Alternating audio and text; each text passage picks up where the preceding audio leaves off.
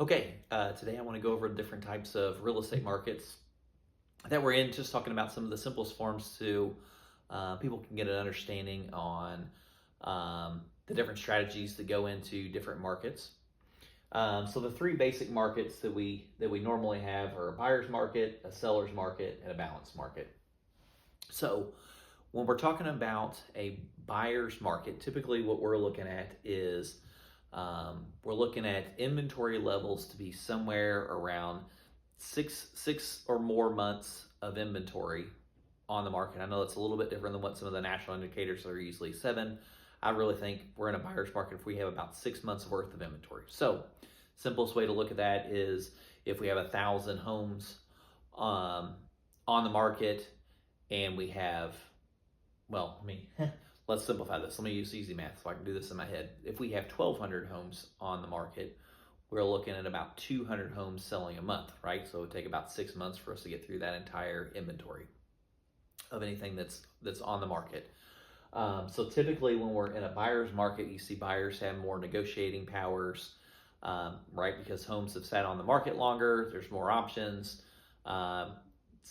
Buyers are able to negotiate some different things. Sometimes that is negotiating more closing costs, or they can be more picky on inspections. They have more flexibility on timelines to get through closing, have some more time, work through some different processes, and even have more opportunities to do a first right of refusal. So that's where they're wanting to purchase a home, they get that home under contract, and then work on getting their home sold and finding the right buyer, right?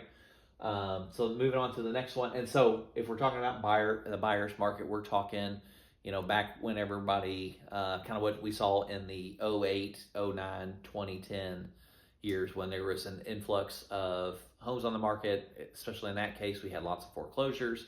So buyers had lots of options to choose from. They could be more selective on what they were wanting to purchase. In a seller's market, there is usually less than 3 months of inventory on the market at any given time. So we would be looking, if we're using my same example of 1,200 homes on the market at any given time, we're selling about 300 or 400 homes a month to still be within that seller's market. To give you guys an indication on what it was like back in 2020 and 2021, we were a lot of times sitting around 1 month or less than 1 month's inventory. So homes were moving very quickly. That's where we saw lots of scenarios where we had multiple offers, where there may have been 5, 10, 15. I think our highest one had 26 offers in on the home at one time. We'll also see things where buyers are waiving inspections.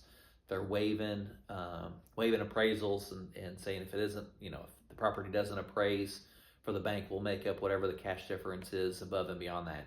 Now this is where we saw offers coming in, not consistently 15, 20,000, but we even had some that were 45, 75, and then plenty of stories where people were often over, in some markets, over $100,000 more what somebody was asking in order to get into the home. That was about as drastic of a seller's market that we could possibly been in.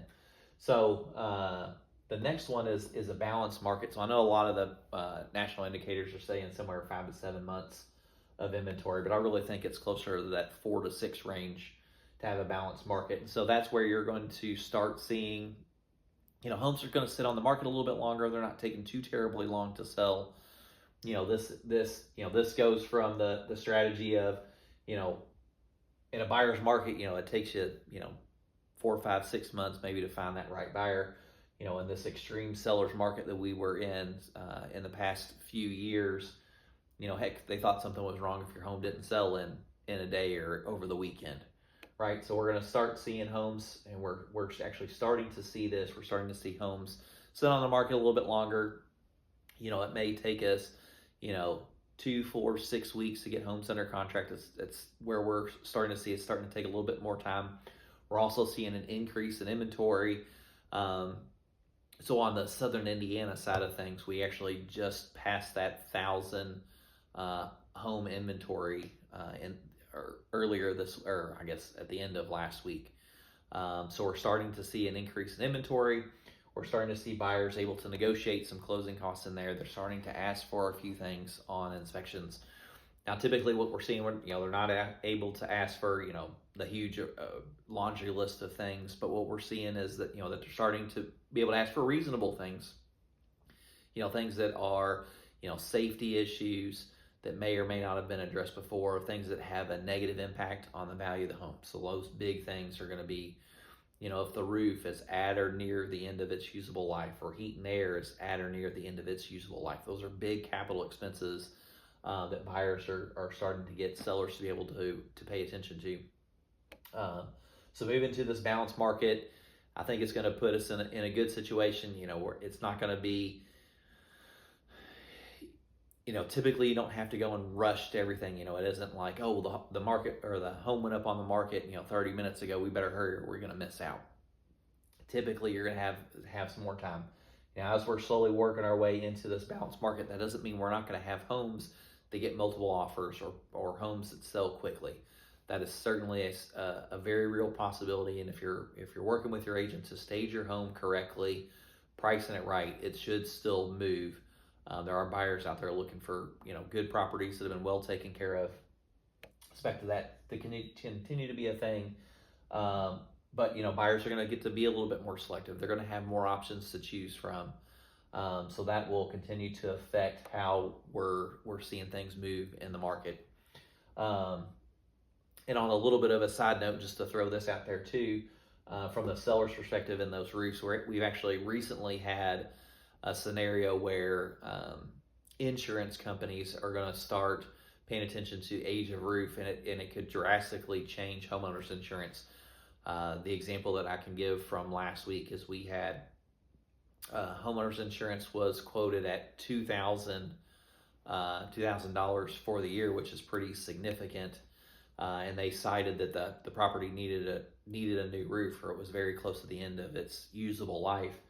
Fortunately, we were in a situation that the sellers had already agreed to put on a new roof. We were able to provide invoices, and it actually reduced that amount from $2,000 for the premium down to $1,000. So it's pretty significant. And I think you're going to start seeing a lot more of that, and that will continue to help balance things out for buyers and sellers. So just a quick recap.